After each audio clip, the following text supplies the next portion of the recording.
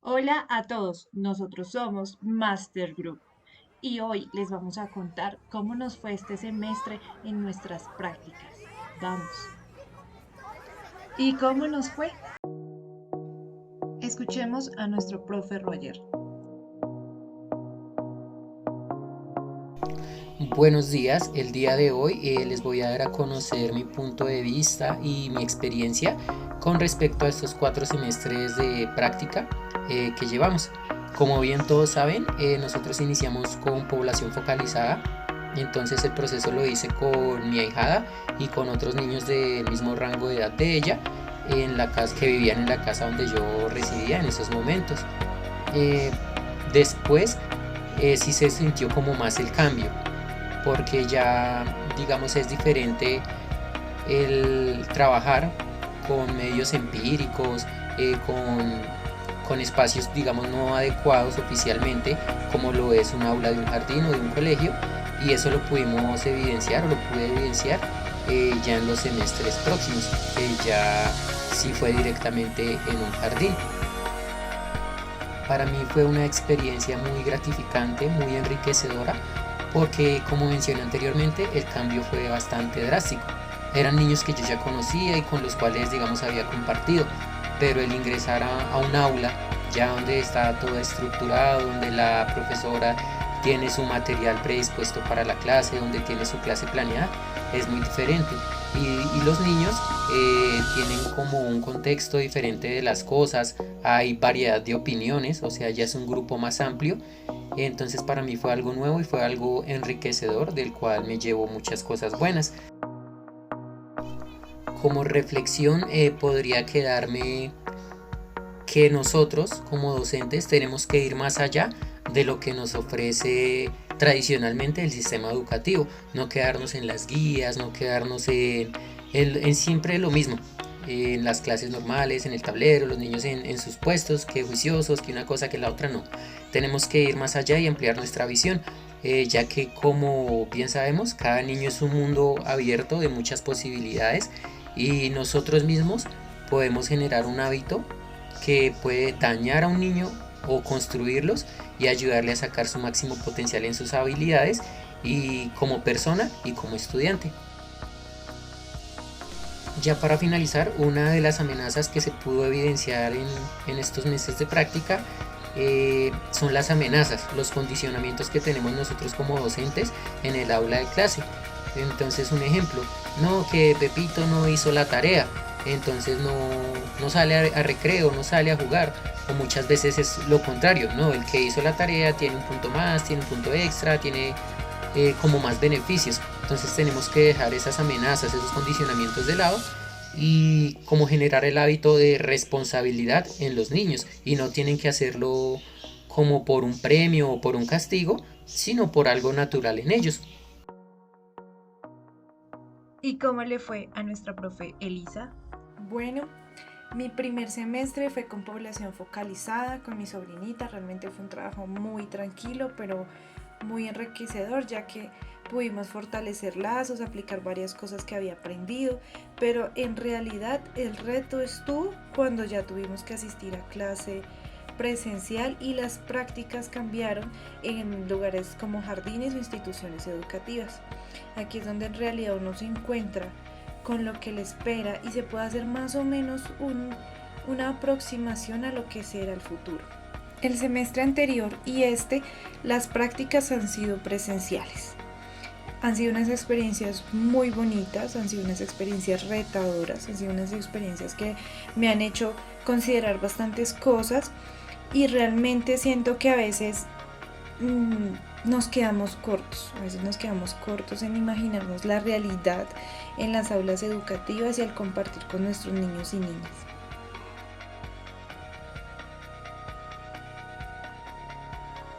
Muchos son los aprendizajes que me quedan de estos 4 semestres de práctica, pero quisiera enfatizar en uno y es la observación, la importancia de la observación en nuestro ejercicio pedagógico. ¿Y por qué lo menciono? Porque muchas veces por el afán de cumplir con ciertas actividades, de que las cosas se hagan en un tiempo determinado, de correr entre la llegada, la lonchera, la salida, dejamos pasar detalles de nuestros alumnos.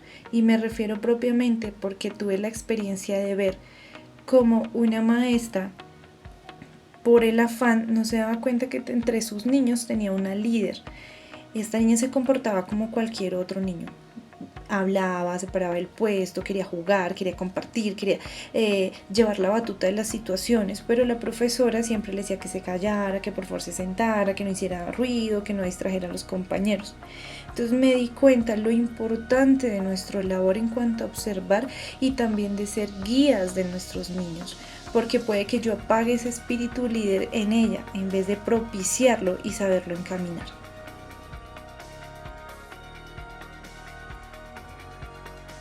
Una de las observaciones que quisiera hacer de este cuarto semestre en mis prácticas es que pude ver que muchas veces los niños no se sienten preparados para transitar esta transición, que a pesar de que ya estamos a mitad de año todavía se sienten muy solos, se sienten inseguros, todavía sienten que lo que se aproxima es muy grande. Esto no es una regla ni es del 100% de los estudiantes, pero sí me di cuenta que muchas veces no se sienten preparados para atravesarlas y me hace pensar en todo el cariño, el amor y la confianza que nosotros como maestros debemos entregarle a nuestros estudiantes.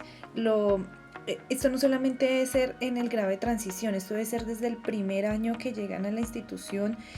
Debe inundarse de confianza a estos niños, de amor, de seguridad, para que llegue este momento tan importante que es pasar del jardín o, como bien dicen las maestras, a ser los grandes del colegio. Muchas veces deberíamos escucharnos como maestros qué estamos diciendo y qué lenguaje le estamos dando a nuestros niños. También qué estamos haciendo desde sus primeros años en la institución, cómo los estamos preparando, o sencillamente llegan a transición y ya se les da una exigencia en cuanto debe ser su desempeño académico, su comportamiento y hasta su madurez.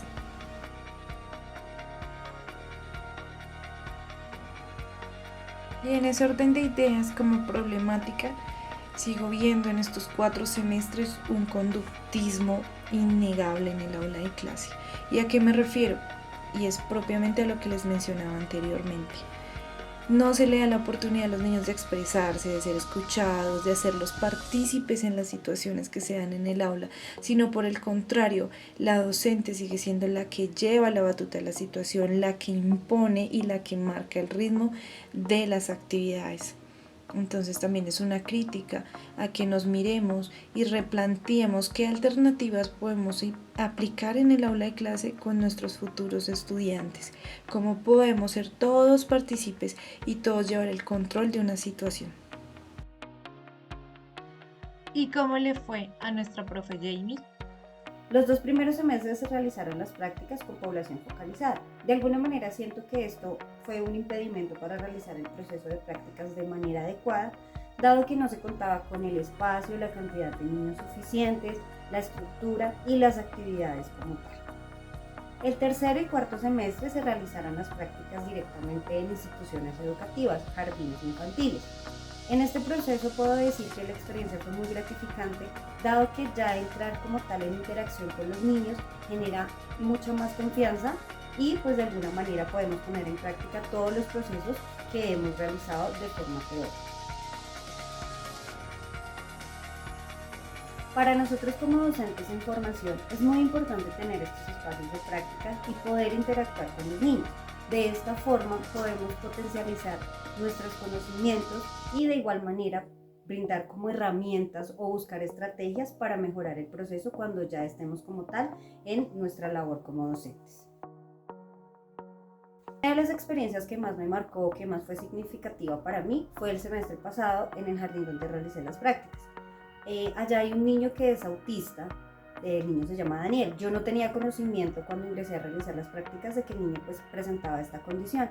Un día estábamos realizando una actividad y de un momento a otro el niño empezó a correr y se golpeó contra la pared. Pues para mí fue como muy impactante porque no sabía cómo reaccionar, no sabía qué herramientas o cómo debía actuar en ese momento. Las maestras del niño pues ya tenían como la forma de manejarlo. Y luego cuando una de ellas me comentó que lo que pasaba era que el niño era autista, pues digamos que me di cuenta que nosotros no estamos preparados para este tipo de situaciones. Muchas veces uno cree que a uno no le va a pasar, que en su salón de clase no va a llegar un niño con una condición diferente, pero pues debemos nosotros mismos buscar las herramientas, buscar información que nos ayude como a tener estrategias para poder manejar este tipo de situaciones. Una de las amenazas que pude evidenciar es el poco apoyo que hay para las familias. ¿En cuanto a qué?